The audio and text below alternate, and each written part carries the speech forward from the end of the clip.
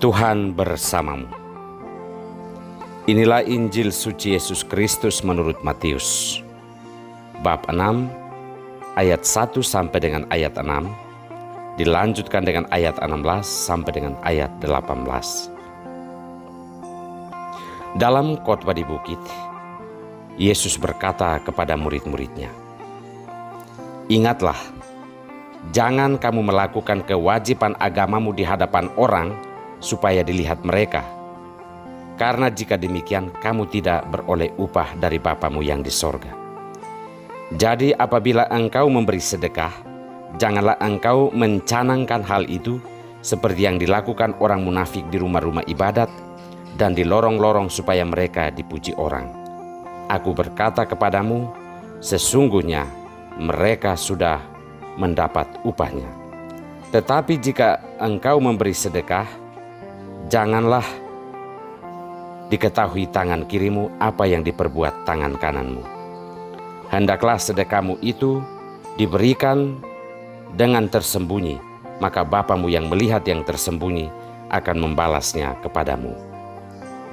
Dan apabila kamu berdoa, janganlah berdoa seperti orang munafik.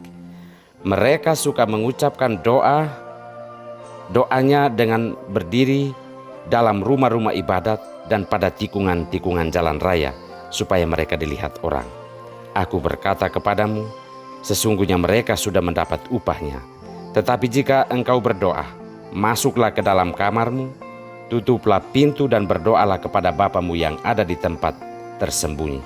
Maka Bapamu yang melihat yang tersembunyi akan membalasnya kepadamu. Dan apabila kamu berpuasa, janganlah muram mukamu seperti orang munafik.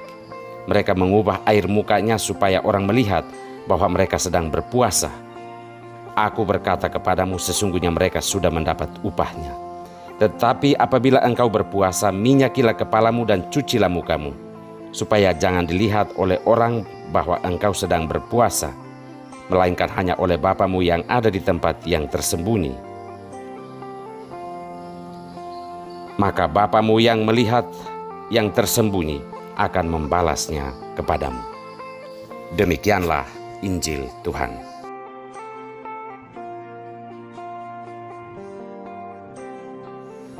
Lakukanlah sesuatu secara wajar.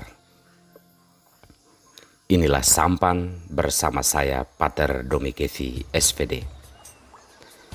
Bapak, Ibu, saudara-saudariku yang terkasih dimanapun Anda berada saat ini.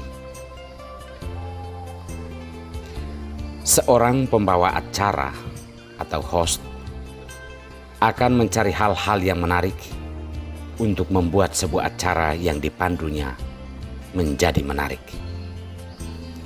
Seorang pedagang akan membuat hal yang sama agar barang-barang dagangannya laris terjual. Hidup ini bukan tentang menjual barang atau memandu sebuah acara. Hidup itu tentang sesuatu yang wajar, yang dilakukan agar pantas di depan manusia dan terutama di hadapan Tuhan. Oleh karenanya, hidup membutuhkan kewajaran dalam berbicara dan bersikap, karena sesuatu yang tidak wajar itu adalah drama kehidupan. Sementara hidup itu bukan sebuah drama yang harus diperankan sedemikian rupa hanya untuk menarik hati banyak orang, apalagi hati Tuhan Allah. Saudara-saudariku yang terkasih, dalam khotbah di bukit, Yesus menyentil juga soal kehidupan beriman.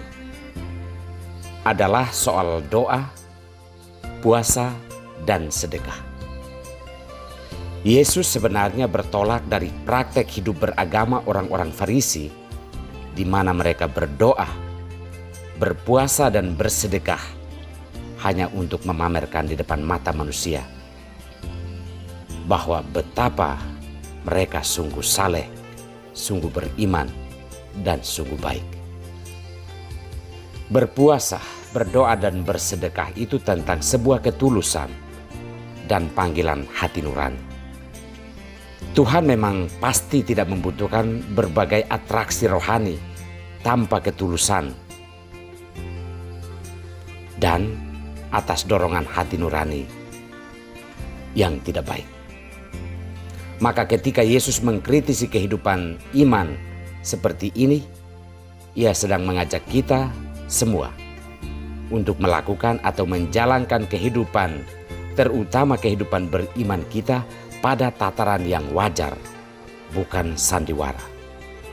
Jika tujuan kita hanya untuk mencari pujian dari manusia, maka kita hanya akan menikmati beberapa kata sanjungan sesaat hari ini, dan besok apa yang kita terima adalah hujatan dan sindiran.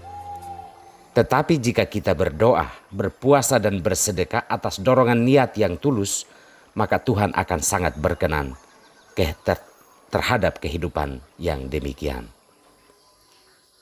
Dalam bacaan pertama, Paulus menegaskan bahwa Tuhan itu mengasihi orang yang memberi dengan sukacita. Bahkan menurut Paulus, Allah sanggup melimpahkan segala kasih karunia kepada orang-orang yang melakukan sesuatu, dalam hal ini sedekah, dengan penuh ketulusan dan sukacita. Paulus meminta kita untuk tidak bersedih, takut, dan penuh dengan perhitungan-perhitungan dalam melakukan sesuatu yang baik untuk keselamatan dan kebahagiaan orang lain. Prinsipnya adalah semakin banyak kita memberi dengan ketulusan, maka semakin banyak pula kita akan menuai cinta dan belas kasihan Allah dalam hidup kita sehari-hari. Saudara-saudariku yang terkasih, hidup ini bukan sandiwara. Sandiwara hanya ada pada dunia hiburan. Sabda Tuhan hari ini memanggil kita semua untuk hidup yang wajar. Wajar dalam arti bahwa kita melakukan sesuatu dengan penuh ketulusan. Jika kita menjalankan hidup kita secara baik dan wajar, maka dalam kehidupan iman kita pun semua akan kita lakukan dengan penuh kewajaran. Tuhan tidak membutuhkan setumpuk kesalehan dan kebaikan yang kita perankan, tetapi Ia membutuhkan sedikit kebaikan yang kita lakukan dengan penuh ketulusan hati. Tuhan memberkati kita semua.